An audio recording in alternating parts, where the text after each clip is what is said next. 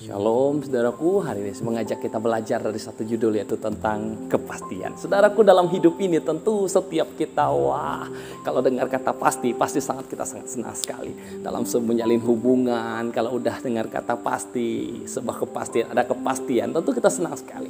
Tapi sebaliknya kalau tidak ada kepastian, kita tidak akan mau menjalin hubungan yang seperti itu.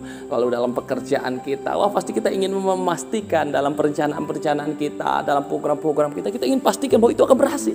Nah, tapi saya mau bilang yang terjadi justru sebaliknya, saudaraku. Banyak hari-hari ini kita dikecewakan.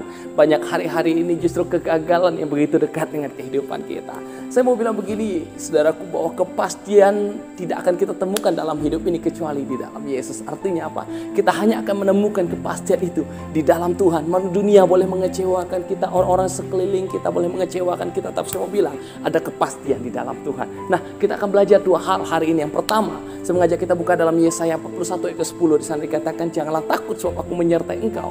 Janganlah bimbang sebab aku ini Allahmu. Aku akan meneguhkan, bahkan akan menolong engkau. Aku akan memegang engkau dengan tangan kananku yang membawa kepada kemenangan. Saudaraku, kebenaran yang pertama, jaminan kepastian yang pertama bisa ditemukan di sana adalah tentang jaminan. Saudaraku, dalam hidup ini kita butuh jaminan. Contoh hari-hari ini banyak orang membuat asuransi untuk kesehatan, asuransi untuk kehidupan mereka, asuransi untuk kendaraan, bahkan harta benda yang mereka miliki. Artinya apa? Kita butuh jaminan dalam hidup ini.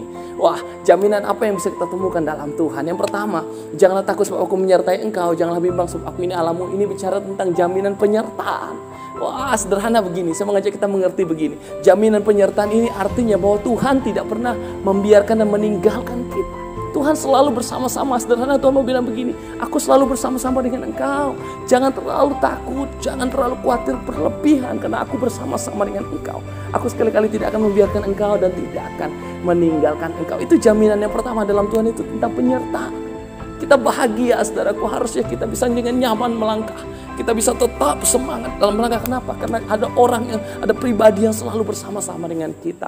Lalu yang kedua, apa yang bisa ketemukan dengan jaminan yang kedua? Dalam ayat yang Yesaya 41 ayat 10 tadi, bagian yang kedua, aku akan meneguhkan, bahkan akan menolong engkau. Saudaraku, ini bicara tentang bahwa Tuhan akan memberi kekuatan. Tuhan akan memberi pertolongan bagi kita. Saya mau bilang begini, telinga Tuhan tidak akan pernah kurang tajam untuk mendengar seruan kita, mendengar pergumulan kita. Tangan Tuhan tidak pernah kurang panjang untuk menolong kita. Artinya apa? Tuhan akan bertindak dalam hidupmu. Tuhan akan selalu menolong engkau. Jaminan yang kedua adalah jaminan kekuatan dan pertolongan. Tuhan akan tolong kita dalam kesulitan kita, dalam masalah yang kita hadapi. Percayalah, Tuhan akan tolong. Lalu terakhir, jaminan adalah jaminan tentang bahwa Tuhan akan membawa kita kepada kemenangan. Saudaraku, siapa kita yang tidak mau menang? Dalam sebuah pertandingan, semua orang menginginkan kemenangan. Itu tanda sebuah keberhasilan. Dalam hidup ini tentu kita menginginkan keberhasilan, menginginkan kemenangan demi kemenangan. Semua bilang begini, kalau kita masih ada hari ini, kita sudah menang. Kita masih mampu melewati segala hal yang terjadi hari ini. Artinya kita adalah orang-orang pemenang. Kenapa? Karena Yesus atau Tuhan selalu bersama-sama dengan kita. Saudaraku, saya mau bilang, mari andalkan Tuhan. Jadikan Tuhan sebagai jaminan dalam hidupmu, karena Dia akan membawa engkau pada kemenangan. Lalu yang kedua, kepastian yang kedua yang bisa kita pelajari. Mari saya mengajak kita buka dalam Injil Yohanes 14 ayat ke-6. Di sana dikatakan, akulah jalan dan kebenaran dan hidup. Tidak ada seorang pun kepada Bapa kalau tidak melalui aku. Jaminan yang kedua, kepastian yang kedua adalah yang bisa kita temukan dalam Tuhan adalah kepastian keselamatan. Dalam hidup ini orang berdoa untuk mencari keselamatan, saudara. Tapi saya mau bilang begini, dalam Yesus kita temukan keselamatan itu. Hanya Yesus satu-satunya keselamatan itu. Yesus bukan satu-satunya, tapi Yesus bukan salah satunya, tapi satu-satunya keselamatan dapat menyelamatkan seluruh kehidupan manusia. Semua bilang buat kita hari ini, mari kita percaya dengan Tuhan. Dalam Kisah Para Rasul 4 ayat 12 di sana dikatakan, keselamatan tidak ada di dalam siapapun juga selain di dalam Dia. Sebab di bawah kolong langit ini tidak ada nama lain yang diberikan kepada manusia yang olehnya kita dapat diselamatkan. Artinya apa? Keselamatan hanya dalam Tuhan. Itu kepastian yang kedua, adalah kepastian tentang keselamatan. Kalau kita mengerti bagian ini, kita mengerti adanya kepastian dalam Tuhan, mari kita lebih lagi percaya dengan sungguh. Mari kita lebih lagi setia sampai akhir hidup kita. Dari tempat ini saya berdoa biar kita selalu diberkati Tuhan.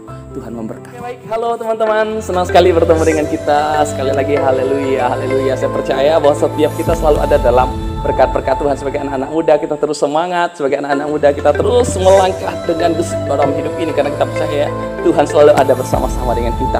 Mari terus dukung program ini, saya rindu setiap kita. Mari kita dukung program ini supaya program ini terus bisa menjadi berkat buat setiap kita dengan cara subscribe, bahkan Kalau berasa diberkati dengan video ini, silahkan share video ini biar lebih banyak lagi teman-teman anak-anak muda semua diberkati dari program ini. Dari tempat ini saya selalu berdoa, biarlah kita anak-anak muda tetap semangat, mari raih mimpi itu di dalam Tuhan. Tuhan memberkati.